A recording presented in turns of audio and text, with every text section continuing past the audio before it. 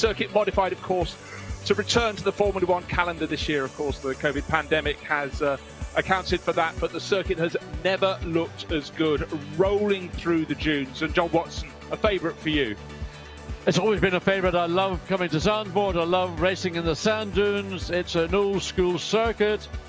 But right now, those lovely, glorious overhead views we had was of a dry circuit. Now, circuit is drying out. And there is the Arie Luijendijk Bocht. That is the fast, new banked turn that brings the cars back onto pit straight. And we're hoping we're going to see some side-by-side racing. Maybe not in these wet conditions. This is qualifying. But by the time we get into Saturday's 2 one-hour sprint races, focus on what's going to happen at Arie Luijendijk, because I hope it lives up to the name of that two-time Indianapolis winner and the fastest man ever around the 500, the Indy 500 circuit, 239 miles an hour, unofficial. Well, good enough for me, but right now the drivers going out, 22 cars go out to play in these two 20-minute qualifying sessions, and a real job to be done. Do not stuff up. The track was very, very wet about 25 minutes ago. The sky has cleared a little bit, the rain has moved away, but there are many, many damp patches. In fact, John, we were watching the track a short while ago with rivers running across the circuit at little places like Slottermacherbach, where you're absolutely flat out as you go towards Scheveling. Very, very tricky indeed. Absolutely. I mean, the balmy earlier days of this week when it was regulation shorts only for the boys. Now, well, I think it's rain, max, whatever. Track temperature was 11 Celsius a few minutes ago. Ambient around about 11 as well. So these are tricky conditions. Here in the Hugenholz, this is the modified Hugenholz Hairpin, one of the two banked corners introduced for the 2020 season. We're not going to see them probably coming into their own in these difficult conditions. Bank circuits in the rain are always very tricky. At Scheveling, the corner where Tommaso Mosca is dropping down through the dunes, an enormous gravel trap, and it has a job to do because the drivers, it's almost blind on entrance. You've got to be committed before you can really see the corner. You do not dare lose too much speed. There's the long drag now down to turn number 9, or Bocht 9. Very fiddly part of the circuit. Then we get a sort of infield straight, John, that takes them out of turn 10, a long left-hander. And then we've got that infield straight down to Hans Ernst Bocht. Tommaso, at the moment, really very, very light on his toes. You can see the car moving around.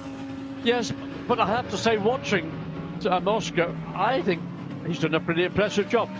Now we're down to this Hans Ernst Bocht, one of 3 corners that have been modified. It's been slightly eased on the entrance, but able to use the exit. That's a concrete curb, so there's a certain amount of grip even in these difficult. But here we are now into Arie Luijendijk. Well, we're coming into it. This is the banked part of the circuit.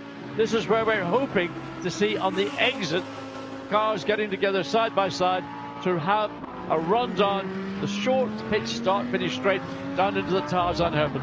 Well, just to give you a guide to the time, the fastest time at the exit of that corner so far this race meeting has been 186 kilometres an hour. That won't be happening in this session, it's too wet, but we've got a graphic. Keep an eye out for that, because it's a matter of great interest to us. But obviously, fabulous slingshot onto the start finish straight, down to Tarzan, one of the most famous corner, double apex right-hander. We're also going to be having a graphic to show who is last onto the brakes. Thomas Timo Bergslawski has now gone quickest, 1:46.2. That's just 1.2 seconds quicker than Aurelien Panis in the Lexus. So Chris Froggatt in the 93 Ferrari, just a little bit more cautious on this. Is pretty much his first lap out, might even not be his first flying lap, so just being very, very cautious indeed. The sky temps to get it out eventually. Backed Ferrari. This is out the back of the circuit on the exit of Scheveling. Probably my favourite corner. It's one of the old corners. Was this Zandvoort circuit was being revised over previous years. The former Grand Prix circuit went out of existence just after 85, I think, when they built then, or started the build of the circuit that we're now racing on. Jimmy Plough, fastest sector 1, fastest sector 2. Yeah, Jimmy racing for AKSP. He's been sharing this year with the Chilean racer Benjamin Hites, and they're running in the Silver Cup class. Benjamin up from Chile, but Jim Plough so many years racing with Gilles Vannelet, just a star in a Mercedes, and we've seen him quite frequently getting towards the top of the time charts so far this year. Lovely line through the Harry Luyendijk box. No one dares go too high there. There's a wall on the outside. Well, you've got to be aware of the wall. Goes quickest overall. Jimmy Plough 1:44.9, 1.3 seconds quicker than Timo Boguslawski. Now the Lexus has popped up into second place, Mercedes third, Ezekiel Perez compact in fourth position. Tommaso Mocca in the Audi in fifth, and then Finlay Hutchinson in the Attempter Racing Audi round out the top six. Yeah, Finlay, a late signing this weekend. Fred Vervish, regular racer in that Attempter Racing number 66 Audi, alongside Nicolas Schürrle, the Austrian. But this weekend, Finlay Hutchinson, the Scot, who, if there's an open seat, he'll hop into it. Fred Vervish, busy, one presumes, at the Nürburgring this weekend. Obviously, packed agenda, and these drivers, that, you know, they're professional drivers. They have to race where they want to go. But this weekend, is this a sort of circuit, maybe not in these conditions, where we can really start to see the Bentley stretch its legs? There have been flashes of speeds. They've been, I would say, I don't like saying unlucky, they've been misfortunate in certain circumstances, but Zandvoort might well be the racetrack that sees some success come into this famous brand from Crewe up in the northwest of England. But really, it's the first time I've seen cars running through the Harry Luyendijk, that long banked corner that leads on. It's impressive. I mean, I think it looks stunning. And we're only seeing cars going through one by one by one. But when the two races get underway, there's going to be a lot of action on that Harry Luyendijk box, or corners as it's probably called. It's going to be a very busy part of the racetrack. Certainly will. So Pierre-Alexandre Jean, by the way, second quickest in pre-qualifying. But right now, Timo Boguslawski in the number 88. AKA ASP Mercedes carrying, nice and high line on the exit. And then an appreciable slope when you drop out of that bank corner off the start-finish straight. Good enough to continue in the lead now. 1 minute 44.4. He's fastest by 0.3 of a second. I've driven on bank racetracks, primarily in North America. And one of the keys to the banking, where it blends back into a level, is the actual blend itself, and it can't be too abrupt, because that can have a detrimental effect on how a car comes off the banking and then goes onto a level track. So I'd be again curious to see, and I'd like to know maybe a little bit more of the design of that particular corner, because it is a quick corner, and hopefully it will be one that will, I think it will generate enormous excitement. Of course, in wet and hopefully drying conditions, it's going to be very, very tricky indeed. Hopefully we'll have dry weather for tomorrow's two races. The first starts at 9 in the morning, the second around lunchtime, I think it's 1:30. But Charles Veerts, the reason I think it's great he's on screen, sharing the championship lead with his fellow young Belgian Dries van Tor. But in the previous session, they were only 20th out of the 22 entries, and right now they're back in 20th. What's going on? Well, let's have a little look and see how the young Belgian comes through the final turn onto the straight. And as there's the transition, and as you there's actually a slight crest, and then it dips away again. So down the quickest part of the Zandvoort racetrack, hard on the brakes as they get into Tarzan.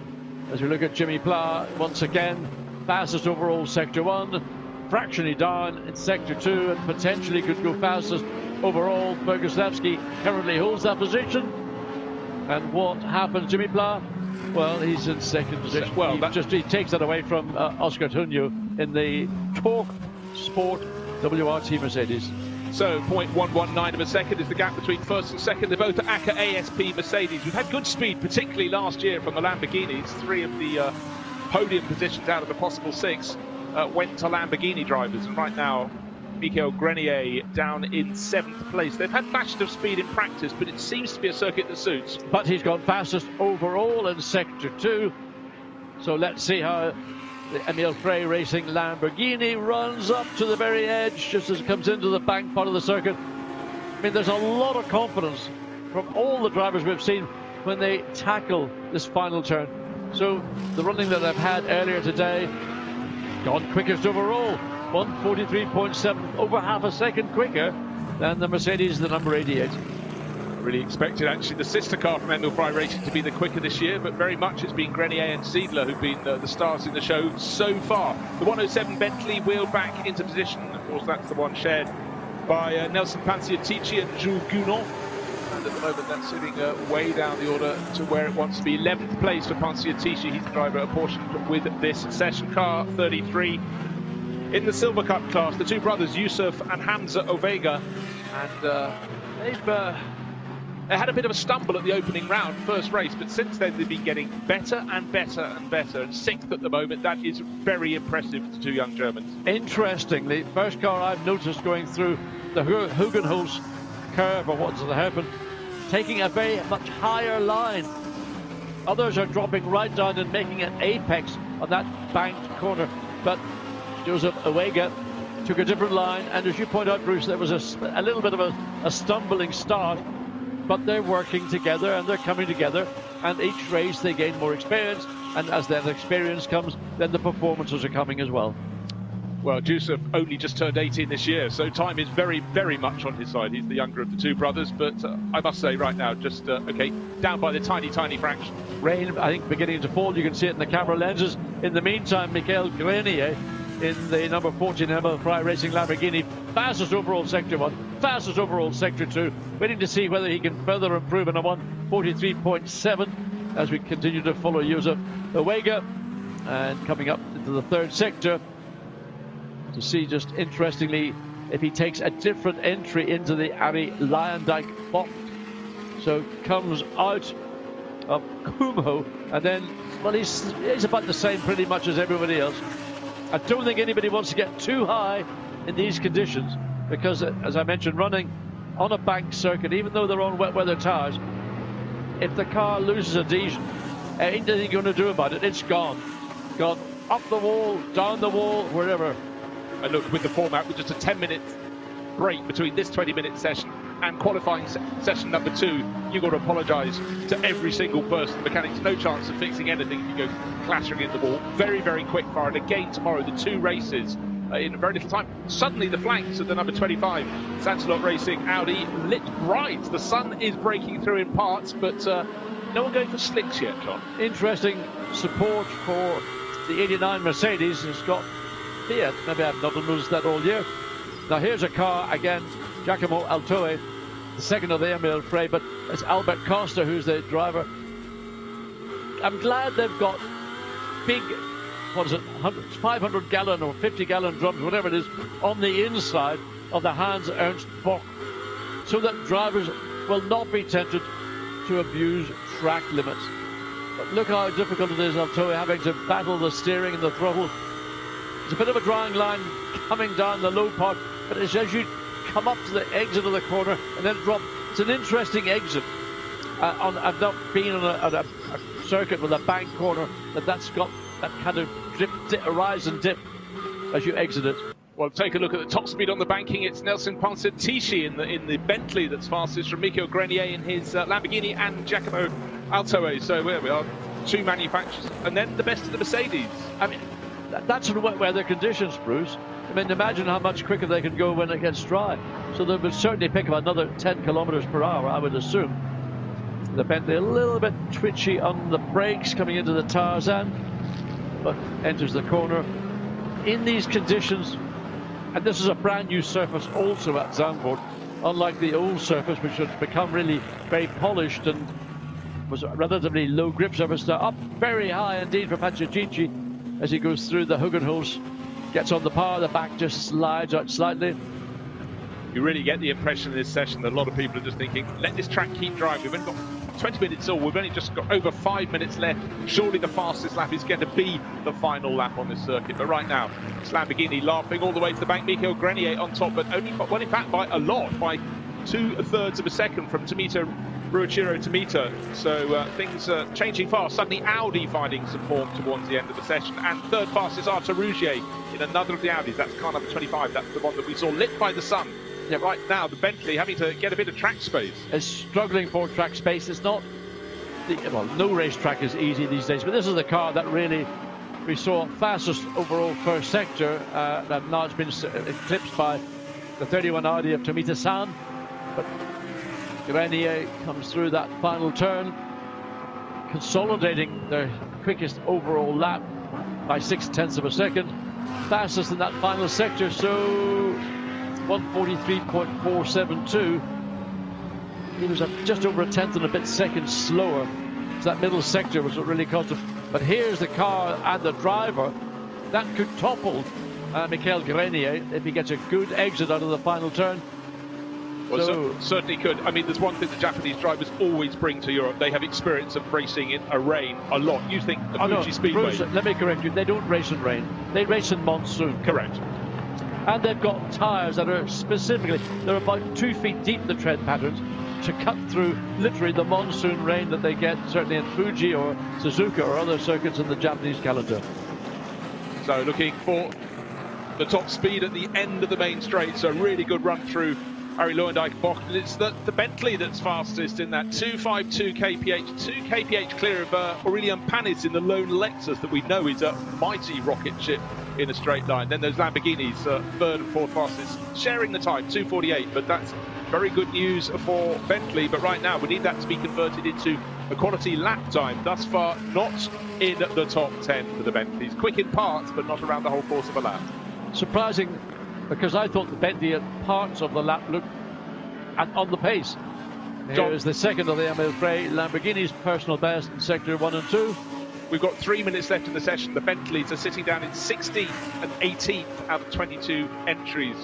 Really thought this might be a track that suited them. But then again, Zandvoort is constantly changing directions, and you've really got to find that rhythm. Lamborghini's still doing well, but Giacomo Alto, well, he's down in 8th. His teammate is fastest, though, so really quite a gap between the pair of them.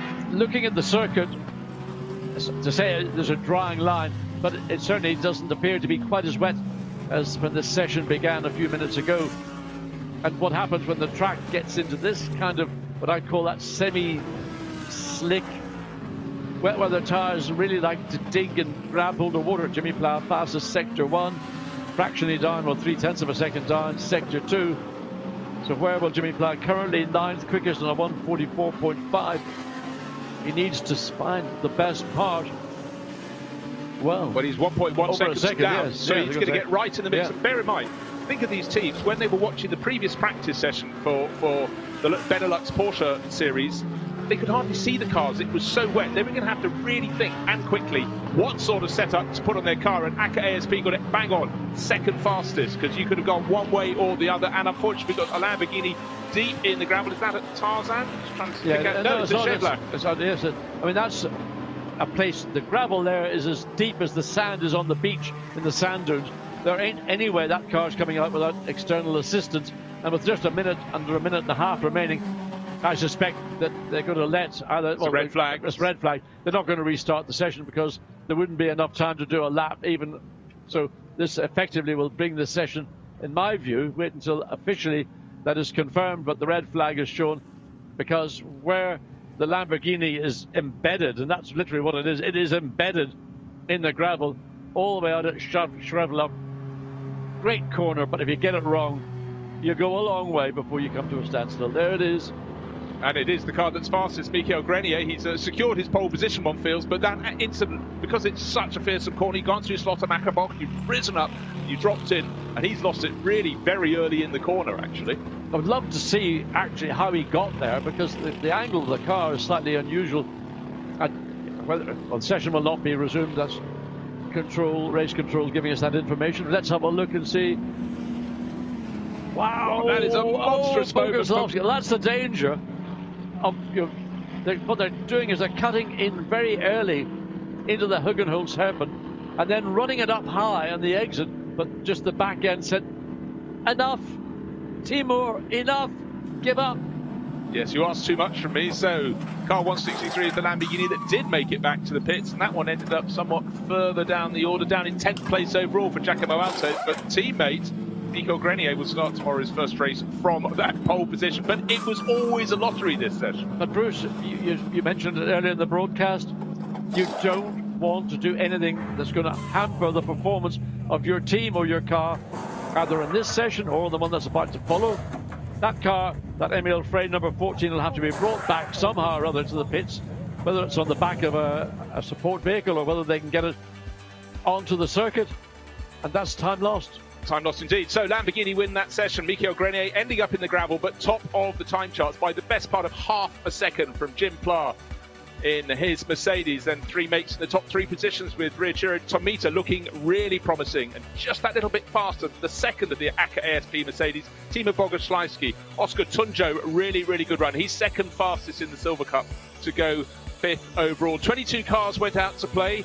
21 of them made it back to the pits, but the one that's at the top of the charts, John, with just a 10-minute gap between the end of this session and the start of the next, in the gravel, deep in the gravel at Shea Black. It's going to be a real rush to get that out of the gravel, onto a flat peg, brought back to the pits. Maybe it can be driven back. That's a saving grace. It might be driven back. The concern is that there's going to be a shed load of gravel in and through the car.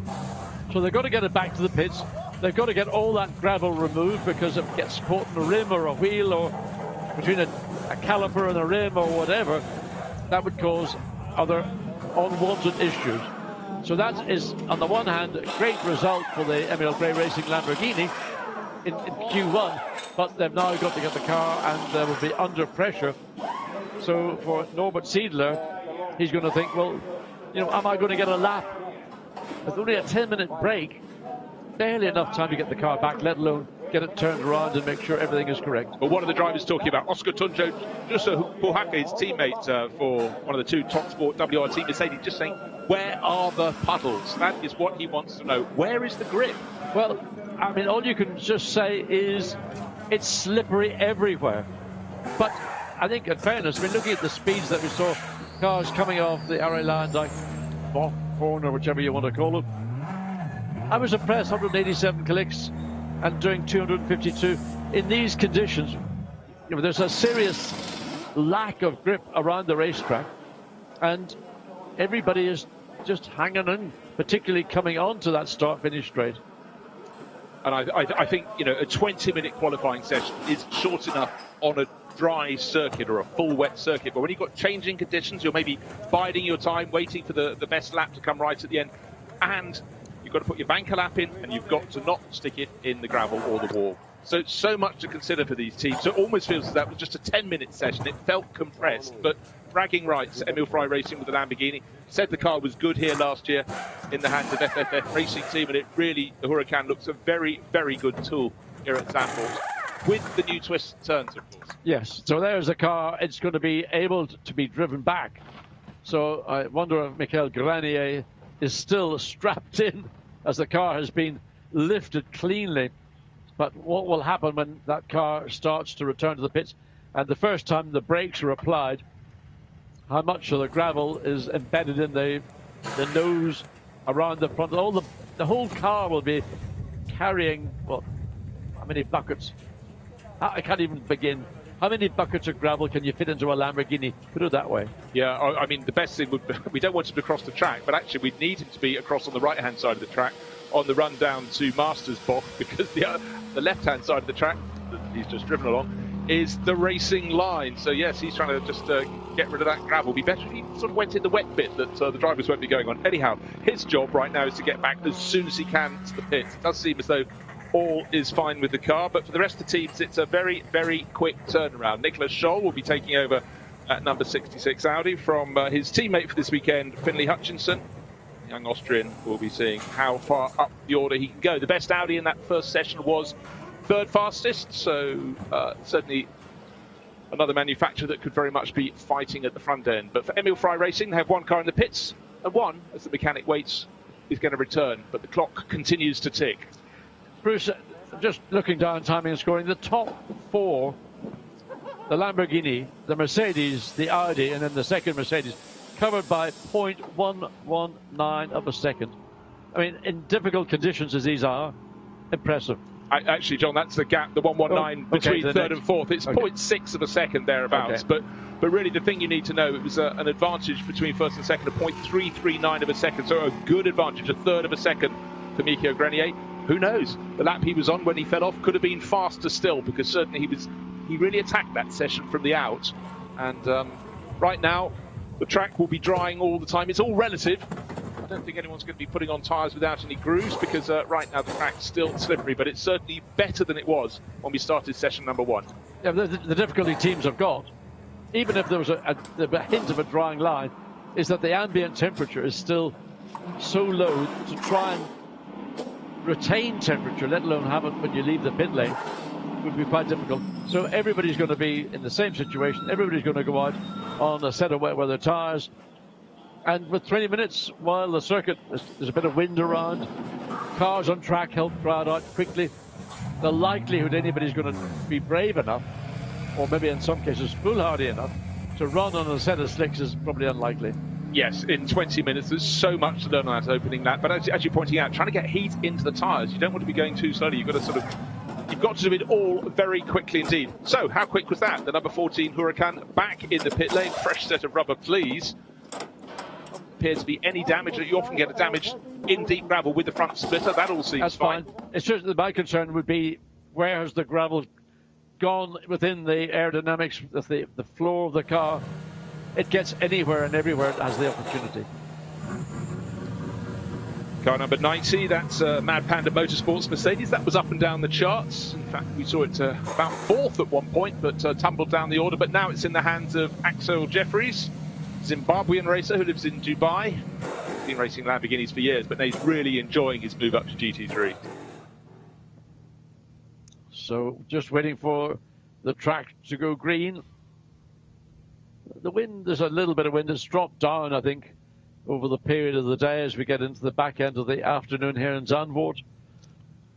Well, in fact, broken cloud. Mind you, often at Zandvoort, when the weather's mixed, you think it's fine, you're looking one way, but if you look over your shoulder, you've got something very grey approaching. But it frequently, you can see it sweeping past. 12 degrees track temperature. That's not very much. 11.9 ambient, 12.3.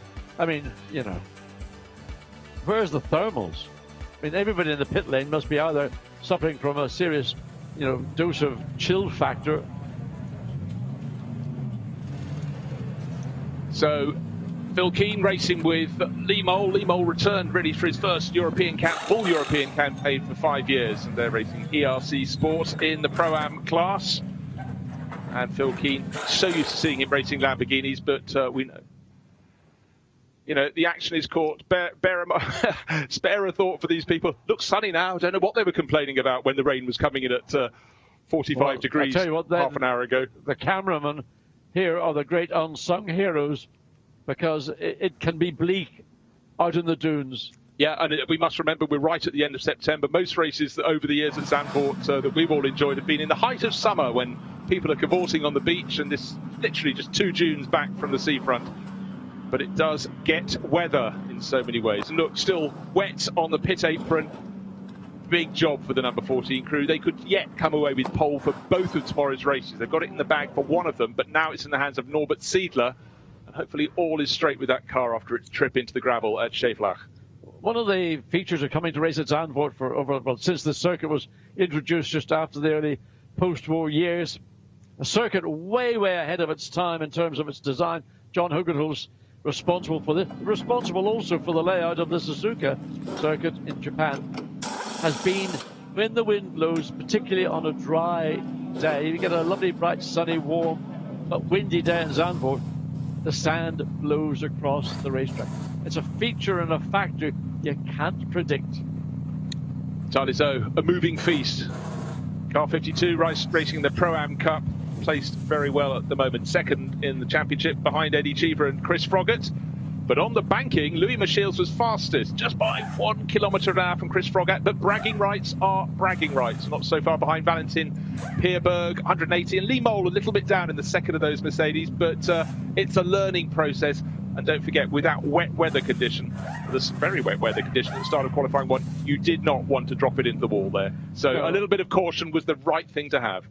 On the exit of the area line, that corner, if you lose it, you've got concrete on the outside or you've got metal on the inside, and there's not a lot of space between the edge of the racetrack on the one hand with the metal, and certainly the corner exit is defined by that concrete wall. So if you're going to lose it there, wait until you've exited the corner. You might have half a chance. Right, now it's the moment. 20 minutes of qualifying ahead of us, and for these drivers it really is a voyage of exploration as they go out. Whatever that their teammate told them about the track surface, it will have changed in the intervening 10 minutes or so. But right now it looks as though half the field already left the pit lane, the rest of the 22 waiting to get out there. They don't want to slip, they don't want to slide, they don't want to be held up in traffic. So again, finding your space around the 4.26 kilometres of Zandvoort. just as tricky an element as making sure you don't stick it into the gravel. The curiosity that we saw in the pre-qualifying session earlier today, we've seen it in this session. The number 32 Audi, Charles Weerts, ended up 9th. Now, we've got Dries van Thor behind the wheel of that car. Ordinarily, you'd expect to see that car right at the very front of any grid. Wonder where it's going to end up this time. Yes, I mean, maybe the team has guessed slightly wrongly, but the car just doesn't seem to have had the pace today. But out in the races so far, that one has never finished lower than 4th in the first 5 races. You know, I said I'd be very surprised if anybody thought about running on a set of slick tyres. But there are parts of the circuit, particularly the hill running up into Scheepla, that is beginning to look as if the colour of the tarmac is going a lighter shade of grey. Okay, what you have in an endurance race, after a certain point, you start working back from the finish. And right now they're thinking, this session is 20 minutes long. What is the minimum, the latest we can come in, or more to put, the latest we could leave the pit lane to get around and then do a flying lap on a set of slick tyres? About 12 minutes from now, I'd suggest. So look, you can see there's a line which, particularly here, which is where most drivers are running. They're running low down in the final corner, where that colour of the tarmac is beginning to become lighter in shade, but still at this point, with 18 minutes remaining, not appropriate to go onto slicks. Certainly not now to get the front end of that Ferrari. Sort of started turning in, slithered a bit. But John, take us around the lap. Okay, a quick flick to the left. Now we get to the first modification, and the Hugenholz hairpin has been widened, brought further in. So the choice of line you take, that's more of the traditional line from Eddie Cheever, the third.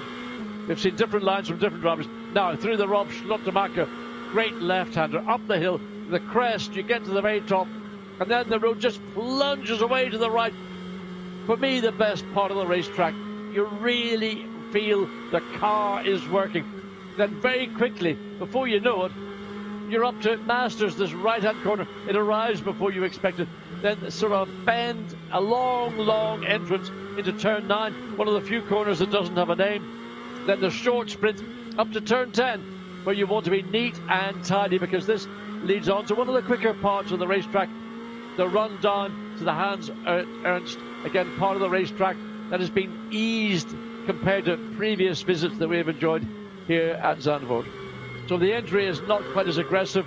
Again, those bins defining track limits. Traction always difficult on this Hans Bock corner. Then into the penultimate corner. Keep the car, well, we're just following one of the Audis. Now, the main feature of this revised Zandvoort racetrack, Arie Luijendijk corner. You see, you've got a variety of options. Not maybe so many in these conditions, but certainly in the dry, there will be a variety of options available. Eddie Cheever unexpectedly goes fastest overall. He's the first car to record a time. And he had to go around the outside of the championship, leading Audi, and that was Dries van Thor biding his time. You can see Dries was still warming up his car to the previous lap. And what's the shortest way around the circuit? Well, that's Hans Ernst Bocht, and that's Albert Costa. He's fastest of all. But again, just managed to get it to turn it to the right to avoid those barrels. They will certainly be, I would think, given a battering at some point tomorrow. But right now, through the penultimate corner and into the final corner, this is the fabulous banked Arie Luijendijk Bock U for this year. Slingshot onto the start and finish straight down that dip, as you call it, blending, John.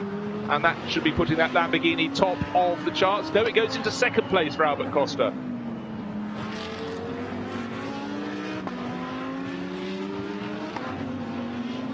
And at the moment, it's Felipe Fraga, the ACA ASP Mercedes, number 88, top of the charts.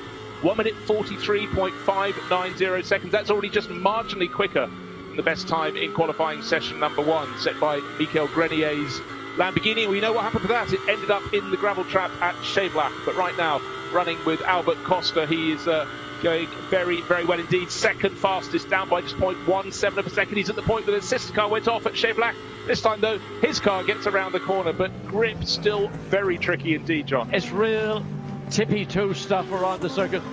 So we look at Felipe Fraga, currently quickest overall on a 1:43.5.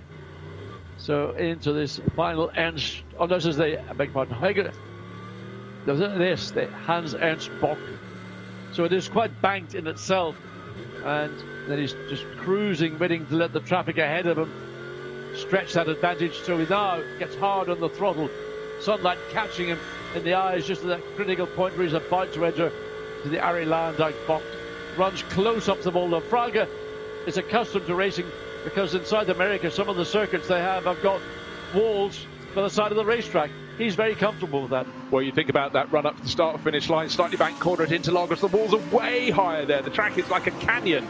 Fraga so much success over the years. But Christopher Haase, he took one of the 2 pole positions here last year. He is a star for Audi. 6th fastest at the moment. Surely with those splits he'll go top. Yes, he does. 1 minute 43.327 seconds. He's quarter of a second and a little bit more to the good. Actually, he lost a quarter of a second in that final sector, which I couldn't really see or understand where it was, but he just caught him at the very tail of the lap, so it might have been in that Hans Ernst spot where it is very easy. Here there's going to be a variety of lines. You can see they come in very low, then run it very high, and then exit sort of on the higher side out of the Hugenholzheffen. A new experience for so many drivers. They're not driven on a banked circuit of any description, certainly not in Europe. Christopher Haase still quickest overall on that one, 43.327. Well, John, how much spray is that coming out of the back of these cars? You're the T-boss. Would you put one of your charges out on slick tyres in the final few minutes of this session? Would you? Bruce, you make the decision. Thank you very much, John. Not yet, then. Right, Dries van Tor, championship leader, down in last position. 1 minute 40. He's 3 and a bit seconds off. Is he working towards building up his speed? Is he on slick tyres? Oh, no, not on slick tyres. Not yet. He's just looking for track position. But what I am looking for, Kelvin van der Linde, currently 2nd quickest, has just recorded past the 1st sector on his current lap. So Kelvin van der Linde, who's been, I think, stellar so far in this sprint series that we've had. This is the 3rd round. And Rick Boykers, likewise. Rick Boykers was very strong initially as well. Personal best, sector 1, fractionally down, sector 2. He's a little bit bunched up. The AF Corsa Ferrari keeping out of the way there, so Dutch racer around the outside. He's sharing this weekend with Rolf Eichen, a late entry. But how are things going in the top speed? This is a point measured down just the approach to Tarzan, and way fastest. It's at the far end of the main straight. Jules Gounon by 4 kilometers an hour. That's big. And again, the Lexus in the first session, it was 2nd quickest in the straight line speed trap, and again now. But wasn't the Bentley quicker than that at one stage? 2:57. So interesting, just the levels of grip. So catching just some of the midfield runners. So still Christopher Haase on that one, 43.327, has remained unchallenged over the last 2 minutes. Kelvin van der Linde, the closest. Albert Costa, who was certainly driving in an attacking style, which we're, I think, becoming accustomed to. Rick Boykers is 4th on the Audi. Felipe Fraga, the early pace setter, he's down in 5th, and then Jules Gounon in the Bentley is in 6th. Well, this is fighting driving from Nick Foster, joined this weekend the SPS Automotive Performance crew. He's 2nd fastest in Pro-Am, slightly held up by one of the sister Mercedes there. Fastest in Pro-Am at the moment is Eddie Cheever, who's 10th. Nick Foster now just slipped down to 12th, but I think with this lap he should improve his form. It's still Christopher Haase at the top, but he found a lot of drivers diving into the pits. Bear that in mind. We've got just 10.5 minutes on the clock. What is the change about to go on in the pits? Just to talk to the crew, gather the thoughts and go back out and go faster. Anyhow, track time, it is getting drier. Albert Costa picking up the pace, John. Indeed, so Albert Costa looking to get a little bit of continuity in his running. Personal best, 1st sector, 3/10 down, middle sector. It's not going to really make a lot of difference. No, he stays 3rd quickest, so he'll be slightly disappointed. He was about just under a 10th of a second down on his previous best. As we look at Felipe Fraga, 88 Mercedes, that car currently in 5th place. As you say, just over 10 minutes of this session remaining. And teams, well, are they changing wets, or are they just thinking about being very courageous? To me, it would be a little bit foolhardy to consider bringing anything other than wet weather tyres. As we look at Dries van Tor, where is the 32 Audi? Well, currently 8th quickest. Yeah, he's made that move. He's now very cleverly got a pretty empty track. He's just gained already 3/10 of a second in the first 2 sectors. Maybe that was wise. He was biding his time to start with. We saw other cars going past him, which you wouldn't in normal circumstances. But Dries van Tor, he's got youth, but he's got a lot of experience to go with it. He's also done a lot of his racing in his native Belgium and the Netherlands, so he knows the conditions in September when the rain comes down. He's used to driving on cool, wet tracks, and I think 8th is going to be improved upon across the start-finish line. But again, the body language, super calm. He goes up to 4, getting close. The top 4 cars covered by very little, 0.171 of a second, first through to 4th. And also, tight. you may have noticed he put his right hand up to that vent, just looking at him to close off the air that's coming in. So let's do a lap with the young Belgian driver as he comes into the Hugenholzheppen. Again, slightly different approach, makes a much later apex, tries to square off the exit to try and get a better bite. In other words, the traction, if your rear wheels are pointing in a straight line, you're going to get better traction than if they're 45 degrees to the corner. Up the hill, and then this drop down, hands working in 3rd gear. Sometimes maybe you want to pull a higher gear just to avoid that very sharp throttle application that could unstable or destabilize the rear of the car. Then the short sprint down to turn 10. Turn 9, this is into 10. And just have to be gentle on the throttle, gentle in all the applications. You can see that again, trying to square off these apexes, not take the more usual wet weather line around the perimeter of the corner.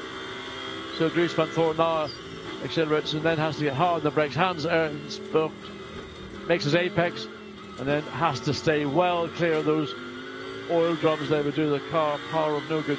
But there is a sense, Bruce, just looking at the circuit, that it is getting slightly drier. You've got 7 minutes remaining. To me, it would be a massive punt to put anybody out in the centre sticks. Still don't believe it's the right move to make. No, so the big question, does Belgian Audi Club Team WRT, certainly not for the championship leader, 4th at the moment, crossing the start-finish line to put another lap on the board, but it was a quiet lap, but he's got clear track. The pit is still a very busy place to be. In fact, about 10 of the cars have just disgorged onto the track, but they seem to be far enough ahead of Dries van Thor not to interrupt him. Another lap through Tarzan very tidily indeed. One of his teammates is the 33 car of the Ovega brothers, and it's Hamza on board at the moment, and he's got nice clear track. Yes, again, when you get out towards the curbing, it's a little bit wet. You stay off the curbing at all costs, but the track itself is drying out. Yes, but that to me looked to be a pretty nice exit out of the Hans Ernst box. It looked like the car was doing what the driver wanted it to do. It wasn't giving him any frights. Currently in 15th position, personal best sector 1 should see a small improvement. No, well, unfortunately, it doesn't relate. The last 2 sectors, particularly the 3rd sector, the time just began to drift away. But I think for a lot of these drivers, John, they've had their time in the pits. He's done a good first flyer since then, but now the track is starting to get busier, but it's also starting to get drier. It's a question. He doesn't have the experience. His racing career is still very short, Hamza Ovega. Others might be able to be quicker onto the power, and then suddenly got very busy on the track. The 107 Bentley right in the path of Simon Gachet there, who'd improved in his first sector, improved in his second sector. At the end of his lap, he'll be frustrated with this. 6 minutes remaining to improve on it, though. Yes, unfortunately, that's just what happens. You catch up to a car about to go onto a flying lap. Simon Gachet will be disappointed, but should I make a significant... He lost a shed load of time in that last sector. So the potential was there in 2 personal bests, but it all just drifted away. Yeah, unfortunately, blocked on the exit of Hans Ernst Bocht, and certainly the Bentley with Jules Gounon, 7th fastest at the moment, I think was building up to a faster lap, and he's on it now into the Hugenholzbocht. That wonderful little dipper, less extreme than it used to be. It used to go right up against the metal barriers on the sort of isthmus between the paddock and the pits, but now there's a bit more space to breathe. Little dab of the brakes from Gounon as he turns through the Rolf Schrottemacher. I thought that probably most drivers could go there through that section of circuit with just a breathe on the throttle, but Jules Gounon felt that he needed just a small left foot application on the brake pedal just to check that he wasn't travelling too quickly. Simon Gachet, don't forget, really, really strong here last year. Been strong already this year, and right now for Sansalot Racing. Again, at Zandvoort, qualifying well is always important, but it really is important here. It can be very difficult to pass a rival around this narrow circuit. I mean, I just think back to Manicourt when this car, I mean, absolutely stunning. So Stephen Palet and Simon Gachet, they won the second of the sprint races, a Silver Cup car, beating all the pro cars, and they started in pole position, and they just I didn't think they could have dominated. They just did dominate. So they'll be looking for something stronger than their current 18th position And again, it's just running at the pace dictated to by Jules Gounon and the Bentley directly ahead. No doubt that Gachet, if the Bentley wasn't there, could lap quicker. So whether this lap is going to make any difference or not to the overall position, no, he doesn't. And that's frustration. Well, just drop back from the Bentley. But he's only got 4 minutes remaining in the session. It's still Christopher Haas top for Sansalot Racing. That's the number 25 Audi. Second fastest is Kelvin van der Linde, 31. The best of the team WRT cars. Number 30 is the Interloper, Rick Breukers, a new car this weekend. The Belgian Audi Club Team WRT, very busy indeed. They filled 4 pit garages. And Rolfien Eichen sharing with this driver, Rick Breukers, big success between them. They've taken victory in 2018 and 2019 in the Daytona 24 Hours in the GTD class. And a lot of experience here for Breukers. At middle sector, not as good as his previous one. His first sector is better. He was 5th at the start of the lap. He's down to 6th.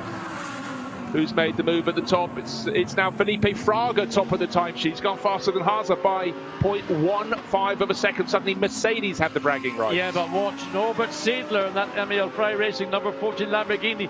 Purple sector 1, purple sector 2. This car is about to obliterate anything that's been said previously. Felipe Fraga, enjoy your provisional fastest overall, because you've been demoted to second. Not just by a blink, but by 0.43 of a second.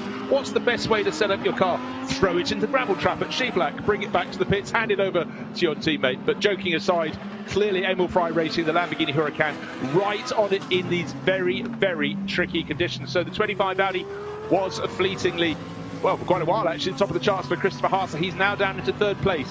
It's the Lamborghini of Norbert Siedler that's top. We've just seen that. Felipe Fraga second for Mercedes, and Christopher Haase still the best of the Audis. Improved. A lot of these drivers are better in the first of the 3 sectors, but lose time in that middle sector. And also coming onto the straight, I think that you are getting accustomed to the grip level that you've got on that bank turn onto the start-finish straight is something that's a work in progress. Everybody's understanding it, learning about it. So the seat of the pants feel coming through this bank turn, just get accustomed to it. Trust in it. So for Christopher Haase, moves up from 3rd to 2nd. He's now within 0.287 of a second of Norbert Siedler. He's got time for this lap and 1 further lap before the end of this 20-minute session. The driver's doing a really good job of not getting interrupted by their rivals. If they've got too close, they've dropped back. But Albert Costa, he doesn't fancy his sister car being top of the timesheets. At the moment, Albert is down in 6th place in the 163 Huracan. But look at those split times, John.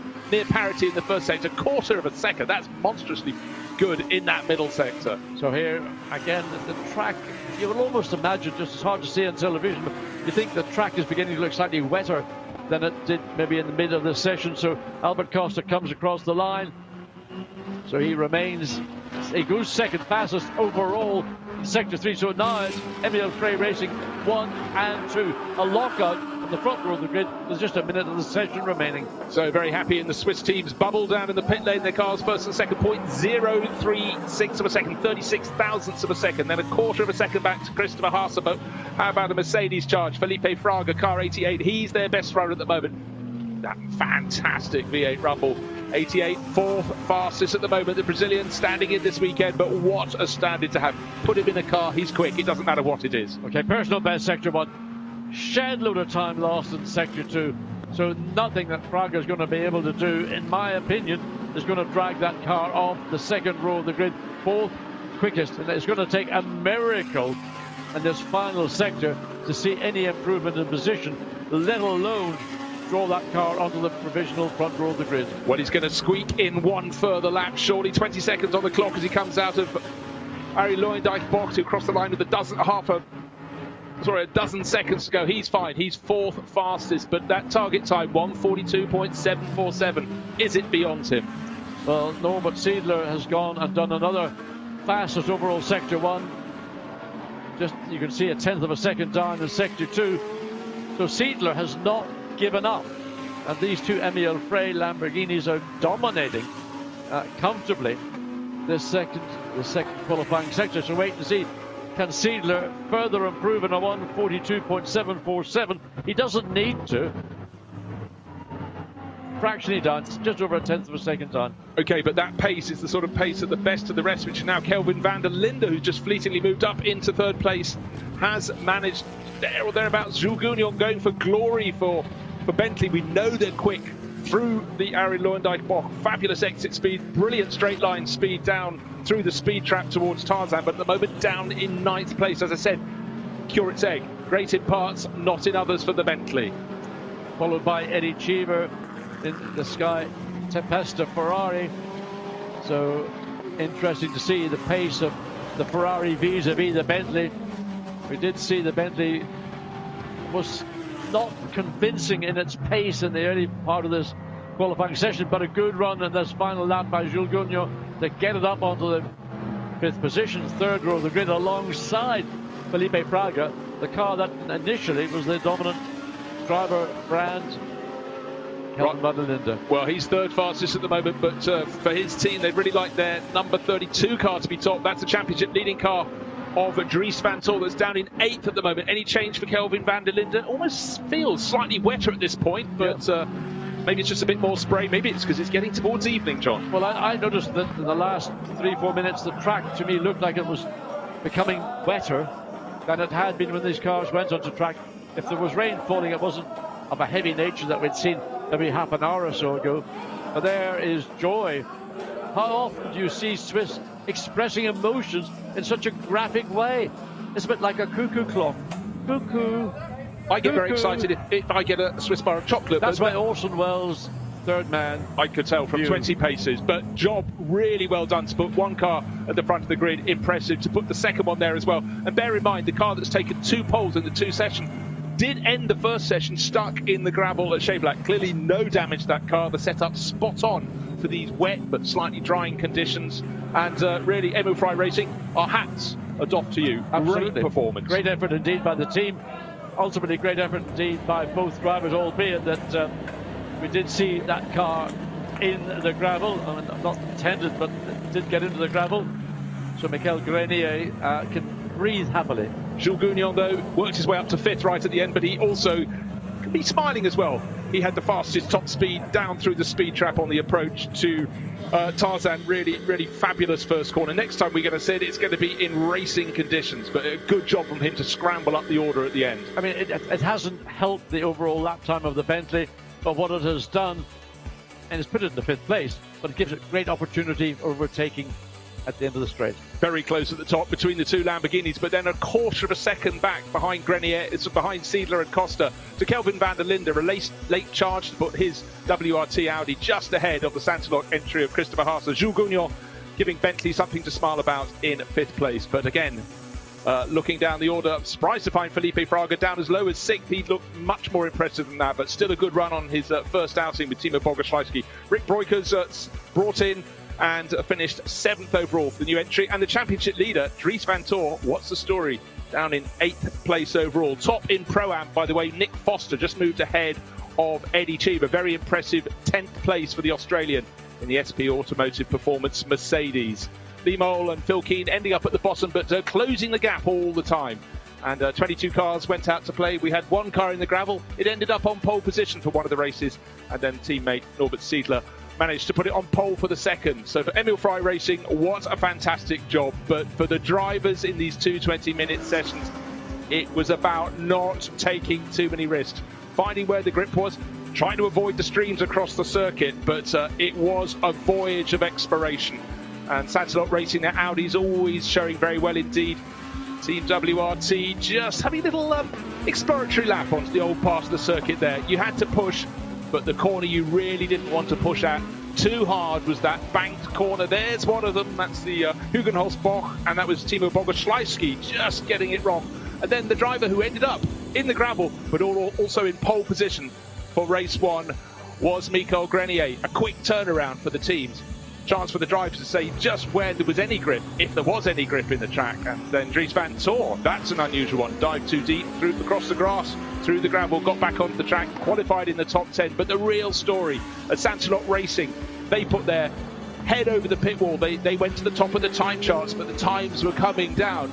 all the time. The Bentleys were fantastic through the final corner, the new banked corner, the Arie Luijendijk bocht, but then when it came to the end of the main straight, they were great too. But around the course, the lap, it really was the pace of the Audis looked good, but it was the Lamborghinis that were best. They had thrills, they had spills, but they ended up taking first and second positions.